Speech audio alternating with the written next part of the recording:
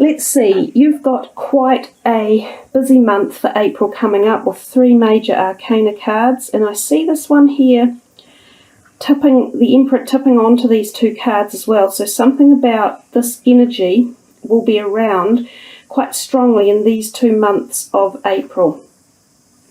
We'll start off with the Magus card. So we see, as I say, the 3 major arcana cards and 2 wands.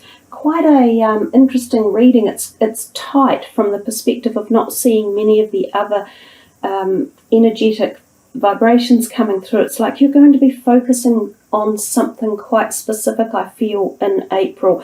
So there'll be something on your mind that you feel as though you're driven or compelled to either complete it or deal with it, or it's in your face. Now, you've got some amazing stuff going on around it, so it could be universal life cycles that are just going to happen. So they're going to be part of an event that occurs that you won't necessarily be able to stop or slow down.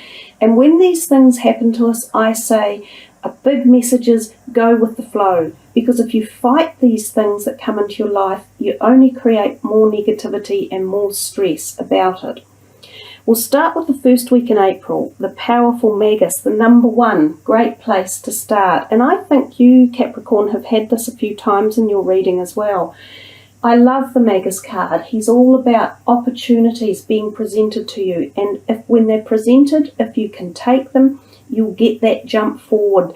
It's like the universe is opening doors for you. There are opportunities coming your way, and you can turn them into positives. Now, this can be in any field, so it could be love-related, it could be business or finance or home-related. It's a card that offers potential, and it's a magical essence energy card. So it's a great one to start the beginning of April. It also indicates, your health should be quite good, your finances should be quite good. If you were applying for a job at this time in the month, this would be good as well. So a positive omen card. We move to the second week and we see the 9 of Wands. Now he's looking a little bit more affronted. He's standing there as if to protect something. Now whether or not this is to protect his feelings, because these wands are quite often about creative thought processes or ideas. So I wonder if there could be something going on in the background that you feel as if people are either stepping on your toes or taking some of your ideas or putting all their ideas forward, and you're either not interested in it or you're sort of saying, look, back off, I've got some ideas of my own that I want to establish. The message of the 9 of Wands can be simply take your time and allow any inflamed or heated issues to calm down. Often when we give ourselves a space to breathe and we think twice about something before we say it and we listen to the other person's perspective, we can gain a bit more insight and let that fiery temper that's there initially abate, and then we can think about things correctly. So that can be what this card is saying. Just calm down and think about things before you jump to conclusions, and also jump with a reaction. That can be the second month. The second week in the month. Now we see this card sitting directly above him here, the Emperor card, and he's often considered the person who is quite rigid in the way he does things. He can be the legal person involved in situations. He likes to do things by the cross the T's and dot the I's. He's quite formal. He'll do paperwork methodically. He won't cut corners. Now, he could be someone who comes into your life who can be an older man, and often with an Aries or a fire sign energy about them, and they can be useful or helpful. So he could be coming into your life one way or another and offer sort of either support in an intellectual way and help work through problems that are coming up to offer solutions, or he could be someone that you already know, such as a father figure. Could literally be a father or a grandfather or someone within the family who offers you support and knowledge and, backbone and grit, especially if you're feeling like this in the second month of April. He seems to be here for the overall energy of the card. So I think for the month you might find him around, and he could be quite a nice guy to have around. He may even be at work, and he could be that older person at work who may be teaching you a few things or showing you the way to do something in a different manner, or he could be keeping an eye on you. He's generally considered a positive sign. He could also be someone who comes into your life and he may find you attractive, so he might be quite attracted to you, and vice versa, you might find him attractive. And there generally would be an age difference here, so he is likely to be an older person. And you might sort of initially think, oh, don't think that would work too well.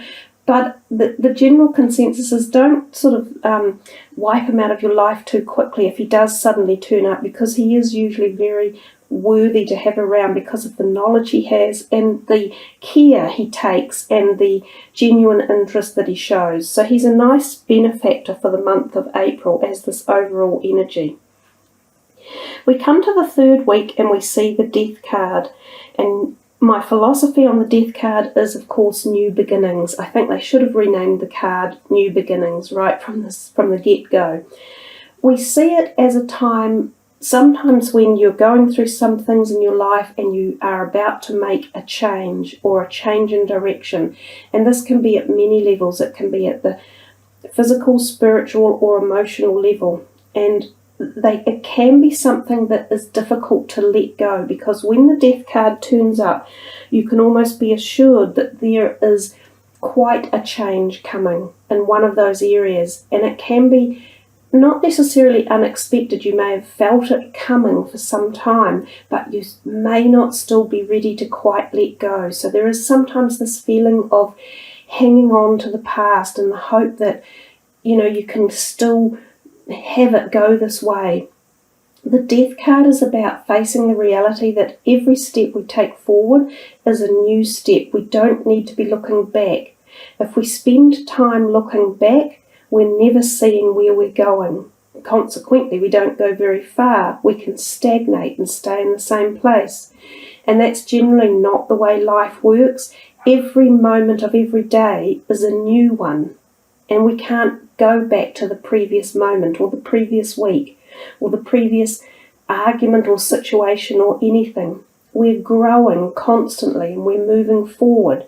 And as we do that, we take our lessons with us and we jump into the next light space with growth and knowledge and understanding. So there is something there for you in the third week, roughly. It does, if we're looking at it from a health perspective, it can signify that you could be a bit tense or anxious around this time. And these two go together quite well. They have this whole energy. As I say, there may be someone older around you who can help you. He may even be a medical person who might offer support at this time. It's important to understand that when changes are coming on board, to just try and go with the flow. And I think I said that earlier. If we hold on too tightly, we create that anxiety. If you take some deep breaths and you just go, yes, this is the new phase of my life and I'm moving into it, and go with the flow, a little bit like riding the wave if you're surfing. You've just got all this opportunity that suddenly opens the doors for you. And then we see the fourth card of for the fourth week of April, and we see this Queen of Wands. She's often indicated as a fire sign person, so there's a couple of fire sign people in your life in the month of April. And she's generally, as the Queen, is quite often that slightly older person. And she's considered very fertile as well. So this could be a sign for you Capricorns in the month that there could be a fertility issue around, especially towards the end of the month. So pregnancy is a possibility. So if you're not in the market of wanting a pregnancy, you should perhaps be a little bit careful about that. She also exudes creativity, nurturing, love, support. So there could be someone in your life who offers you that. This could be a friend or, again, a family member, or it could even be yourself acting in this manner to other people in your life. But whatever way, when she turns up, she's a positive, happy gift to have for the month. And if we think of her as career or finances, in fact, if we look at your whole reading in the way of career or finances, it's generally fairly positive. You've got this just little bit of angst in here in the middle that, as I say, if you hold on too tightly to things or get really panicked about it, you're going to make it slow up even more, and you're going to stop that flow, that universal flow, from coming in.